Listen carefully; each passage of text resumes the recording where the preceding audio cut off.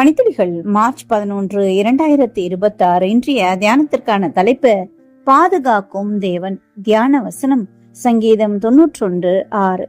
இருளில் நடமாடும் கொள்ளை நோய்க்கும் மத்தியானத்தில் பாழாக்கும் சங்காரத்துக்கும் பயப்படாதிருப்பாய். தேவன் நம்மை எவ்வளவாய் பாதுகாக்கிறார் என்பதை சங்கீதம் 91 வசனங்கள் 1 முதல் 16 முழுவதுமே வெளிப்படுத்துகிறது. பயங்கரமான ஆபத்துகளில் இருந்தும் கொள்ளை நோய்களில் இருந்தும் நம்மை சத்துருக்களின் கையில் இருந்தும் நம்மை பத்திரமாய் பாதுகாக்கிறார். விசேஷித்த விதமாக 6ஆம் வசனத்துல சங்கீதக்காரனாகிய தாவீது இரவு பகல் குறித்து பேசுகிறார். இரவில் நடக்கும் 2 கொள்ளை நோய்கள், அது போலவே பகலில் நடக்கும் 2 கொள்ளை நோய்கள்.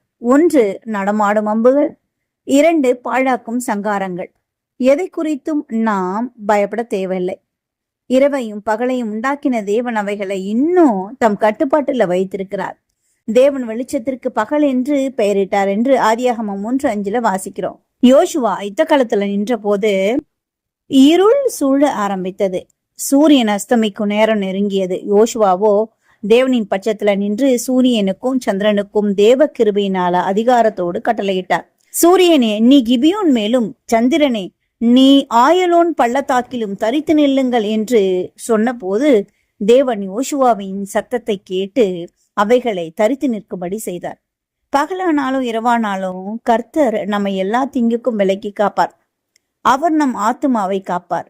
கொள்ளை நோயான கொரோனா காலகட்டத்துல கர்த்தர் நம் ஒவ்வொருவரையும் கண்ணின் மணியை போல பாதுகாத்திருந்தார் என்பதை நாம் நினைவு கூற வேண்டும். நம்முடைய பாதுகாப்பு தேவனுடைய உண்மை என்ற திட அஸ்திபாரத்தில் இருக்கிறது. அவர் உண்மையுள்ளவர், எவ்வளவேனும் பொய்யுறியாத தேவன். பாதுகாப்பேன் என்று சொல்லியும் செய்யாதிருப்பாரோ என்று தீத்து 1:3 அவர் பொய்யுறியாத தேவன் என்று வாசிக்கிறோம். நாம் உண்மை இல்லாதவர்களாய் இருந்த போதும் அவர் நம்மில் உண்மையுள்ளவராய் இருக்கிறார். பாதுகாப்பாரோ மாட்டாரோ என்ற சந்தேகம் வேண்டாம். தம்முடைய சிறகுகளாலே நம்மை மூடி பாதுகாப்பார். சுடரடி பட்டயங்களை கொண்டு நம்மை பாதுகாப்பார். அக்கினிமயமான ரதங்களையும் குதிரைகளையும் அனுப்பி நம்மை பாதுகாப்பார்.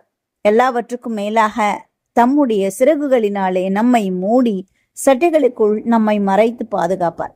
காப்பார், உன்னை காப்பார், காத்தவர் காப்பார், இன்னும் இனிமேல் காத்திடுவார்.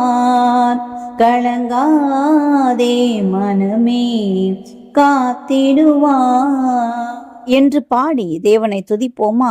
தேவன் நம்மை ஆசீர்வதிப்பார். இந்த நாள் உங்களுக்கு இனிய நாளாயிருக்கட்டும்.